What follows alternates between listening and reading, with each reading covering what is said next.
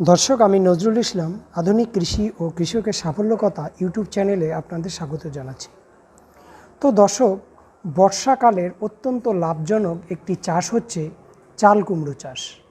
এই চাষটা বর্ষাকাল মানে আপনি চৈত্র থেকে শ্রাবণ ভাদ্র মাস পর্যন্ত আপনি এটা চাষ করতে পারেন এবং বর্ষাকালে যেহেতু সবজিটা কম পাওয়া যায়, ফলে এই চাল কুমড়োর বাজার দর কিন্তু খুবই ভালো থাকে। আপনি গড় পট্টা 25 থেকে 50 টাকার মধ্যে হয়তো দামটা উঠে নামা করতে পারে, কিন্তু এরকম দামে আপনি পার পিস চাল কুমড়ো আপনি বিক্রি করতে পারবেন। তো দর্শক, দেখা গেছে যে এই গাছগুলোকে যদি আপনি সঠিকভাবে চাষাবাদ করেন, পরিচর্যা নেন, পর্যাপ্ত জৈব সার যদি আপনি ব্যবহার করতে পারেন, এবং এর কিছু রোগ আছে, কিছু পোকার আক্রমণ হয়, এই রোগ এবং পোকাকে যদি আপনি সঠিকভাবে বিজ্ঞানসম্মত পদ্ধতিতে নিয়ন্ত্রণ করতে পারেন, তাহলে চাল কুমড়োর গাছ প্রায় 5 মাস পর্যন্ত জীবিত থাকে। সেক্ষেত্রে মাত্র 5 কাঠা জমিতে আপনি 35 থেকে 40 হাজার টাকা খুব অনায়াসে আপনি বিক্রি করতে পারবেন। তো দর্শক, আপনি কিভাবে এটা চাষ করবেন এবং ছত্রাকের আক্রমণ হলে আপনি কি ধরনের ছত্রাকনাশক ব্যবহার করবেন এবং পোকার আক্রমণ হলে আপনি কি ধরনের কীটনাশক ব্যবহার করবেন, নাকি জৈব পদ্ধতিতে পোকাকে আপনি নিয়ন্ত্রণ করবেন, এই নিয়ে বিস্তারিত আলোচনা করব। তো দর্শক, আমি আগেই বললাম যে চৈত্র মাস থেকে আপনি ভাদ্র মাস পর্যন্ত এটাকে চাষ করতে পারেন। তবে যেহেতু বর্ষার সময় এই চাষটা হয় মূলত, সুতরাং এক্ষেত্রে আপনি চাল কুমড়ো চাষের জন্য যে জমিটি আপনি নেবেন সেই জমিটি অবশ্যই ঢালু জমি হওয়া চাই, অর্থাৎ জল যেন কখনোই জমে না থাকে। হয়তো প্রচুর বৃষ্টি হলো বা হালকা বৃষ্টি হলো, জল একদিকে ঢুকবে আর একদিকে যেন অনায়াসে জলকে বের করে দেওয়া যায়। এটা আপনাকে প্রথম নির্বাচন করতে হবে জমির ক্ষেত্রে।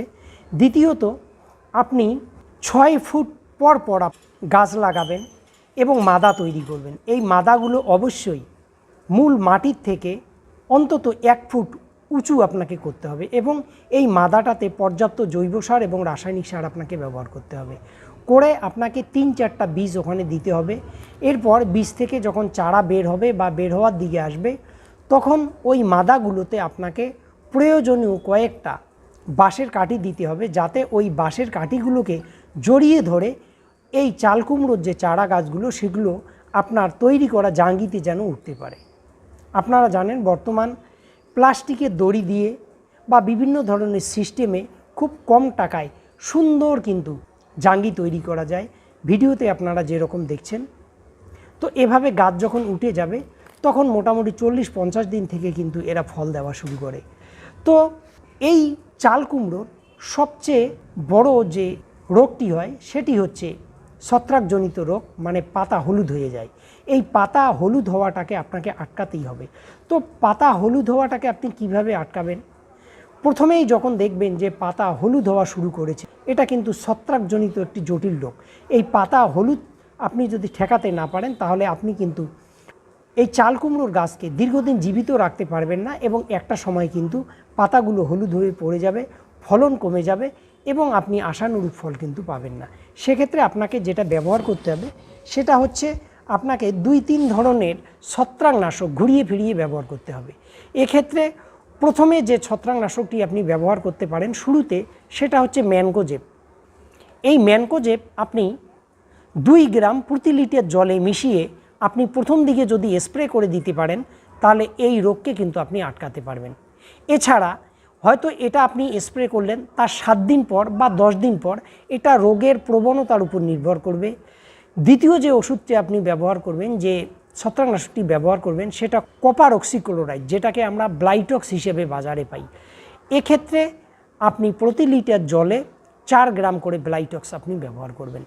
এছাড়া এর 7 দিন পর বা 10 দিন পর আপনি রিডোমিল বা মাস্টার আপনি স্প্রে করতে পারেন। সেক্ষেত্রে প্রতি লিটার জলে 2 গ্রাম করে আপনাকে ব্যবহার করতে হবে। অর্থাৎ এই ছত্রাকনাশকগুলোকে আপনাকে ঘুরিয়ে ফিরিয়ে ব্যবহার করতে হবে। যেহেতু আপনি বিভিন্ন ধরনের ছত্রাকনাশক ব্যবহার করছেন, এর ফলে গাছের রোগ প্রতিরোধ ক্ষমতা তৈরি হবে। যে ছত্রাকের কারণে এই পাতাগুলো হলুদ হয়, তার মধ্যে কিন্তু ওষুধের বিরুদ্ধে কাজ করার ক্ষমতাটা কিন্তু কমে যাবে। এছাড়া এই চাল কুমড়োর আরেকটি গুরুত্বপূর্ণ রোগ, সেটা হচ্ছে মাছি পোকার আক্রমণ।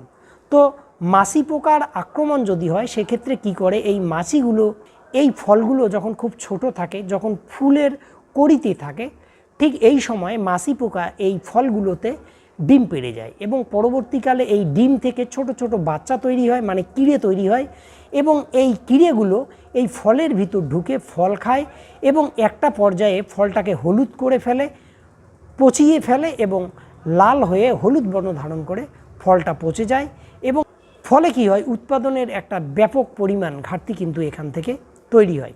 তো এটার জন্য আপনি কীটনাশক হিসেবে ম্যালাথিয়ন নামক যে কীটনাশক পাওয়া যায় সেটা প্রতি লিটার জলে 2 ml মিশিয়ে আপনি স্প্রে করতে পারেন।